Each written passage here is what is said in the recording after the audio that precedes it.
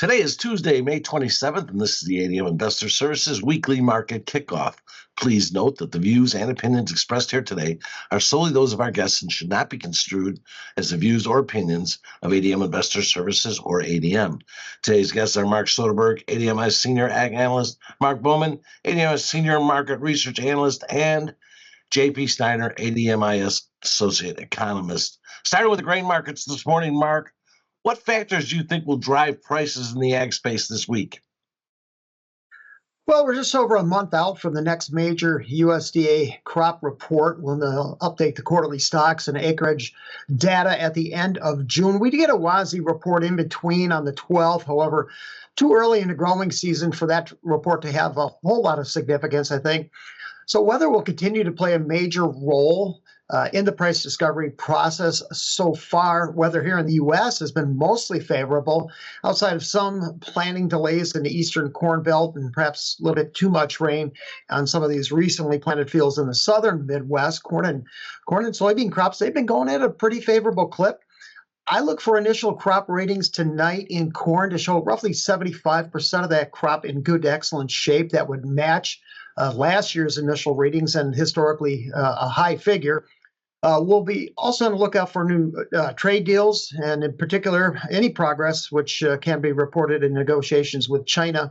The pushback on the 50% tariffs on imports from the EU has given the equity markets a nice boost here this morning. I don't think it's having a whole lot of impact on ag prices. And demand-wise, we're going to start to see a seasonal uptick in the amount of ethanol being produced.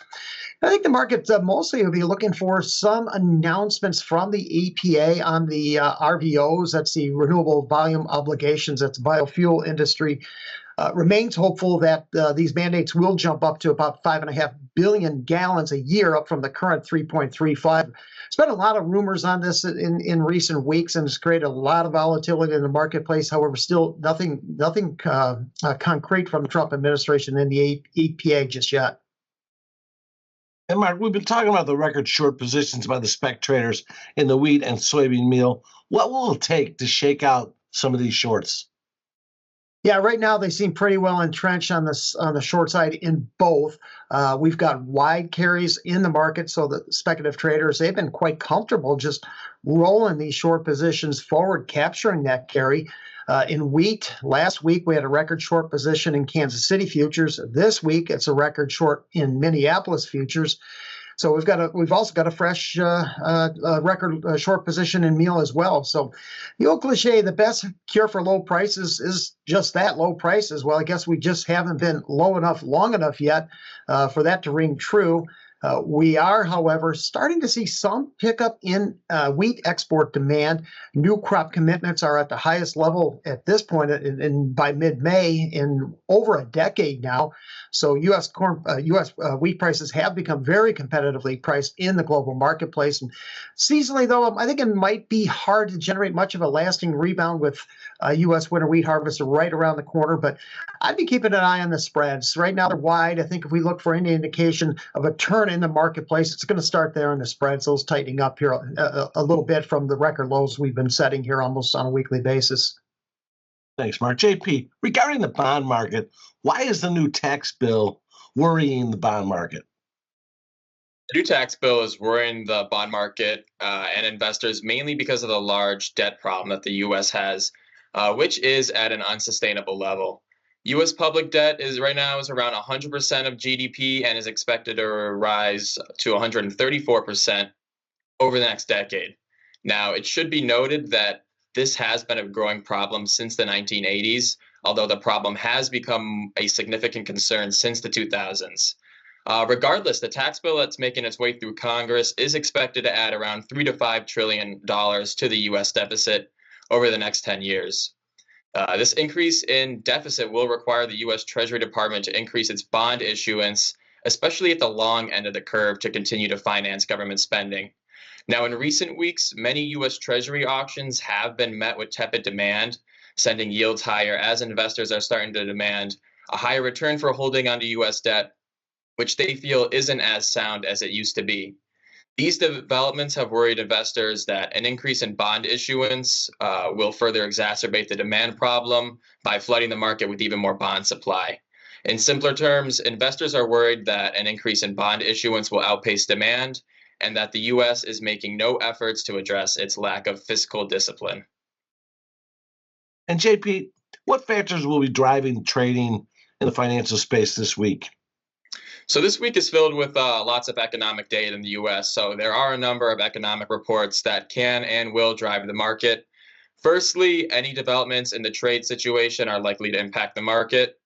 We saw President Trump announce a delay in implementing 50% tariffs on the EU over the weekend, causing the market to react positively, lifting investor sentiment. Overnight on Wednesday, we will see French GDP and German unemployment figures. The European Central Bank is poised to cut rates next week, so this data will most likely not impact their decisions. However, it will certainly have an impact on euro strength in the near term. On Thursday, we will get a revised U.S. Q1 GDP figure and weekly initial jobless claims. GDP for the first quarter 2025 shrank 0.3% in the last reading, so investors will be paying attention to the direction the revisions have on the revised figure. Last week, initial jobless claims were 227,000, and this week are expected to come in at 229,000. The labor market so far has been pretty resilient, giving the Fed room to hold rates steady while it watches the larger inflation picture. So investors will certainly be paying attention to jobless figures and the labor market throughout the next coming weeks. On Friday, the Fed's preferred inflation gauge, the Personal Consumption Expenditures, or PCE price index for April, will come out Friday morning. Focus will also center on the upcoming Treasury auctions after poor demand at the 20-year Treasury auction and a rise in the 30-year yield, which saw 30-year yields to their highest level in more than 18 months. So $69 billion in 2-year notes will be auctioned Tuesday, $70 billion in 5-year notes Wednesday, and $44 billion in 7-year notes Thursday. Investors will be paying attention to the yield fetched at these auctions and closely monitoring demand for these notes, especially foreign demand as well. Thanks, JP. Mark Bowman, when you're looking at the sugar market, what can we expect from the Unica report on Brazil's sugar production this week? So this will be the report for the first half of May. They customarily release it by the end of the month, so should come out sometime before the 31st.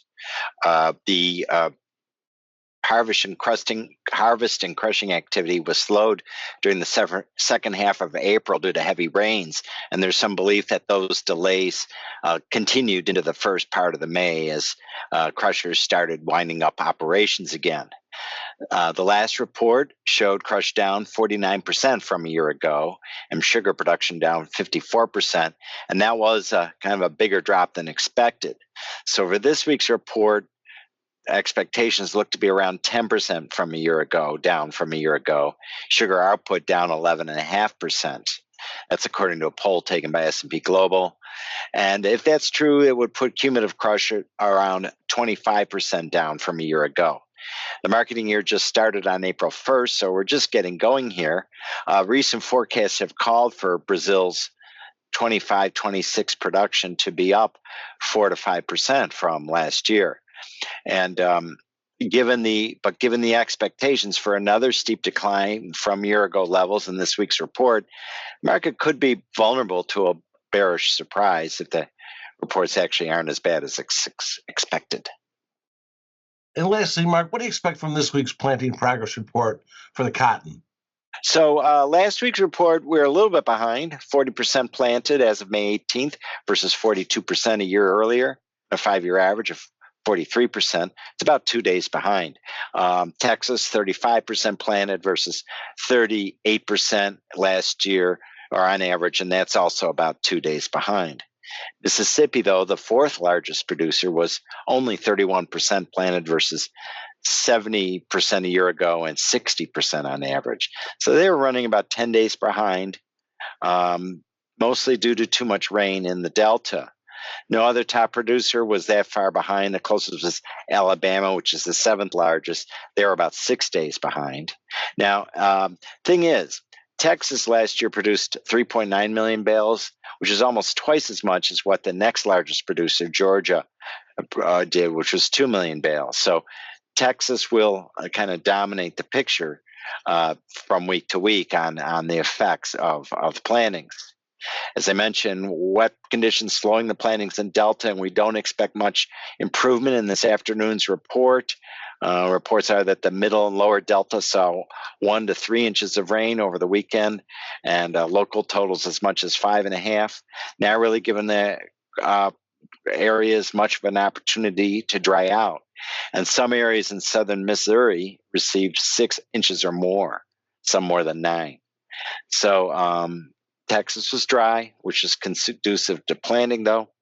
So look for the Delta to be falling further behind, but maybe Texas catching up as an offset, and maybe an actual improvement in plantings this week. Regardless, we're not too far from normal. Texas, though, needs rain, and that will become a bigger factor as the crop gets further into the ground. Thank you all. Remember, the views and opinions expressed today on this video are solely those of our guests and should not be construed as the views or opinions of ADM Investor Services or ADM. If you'd like more information about our brokerage services, would like to speak to one of our experts about managing your risks, or would like to open a trading account, please visit www.admis.com.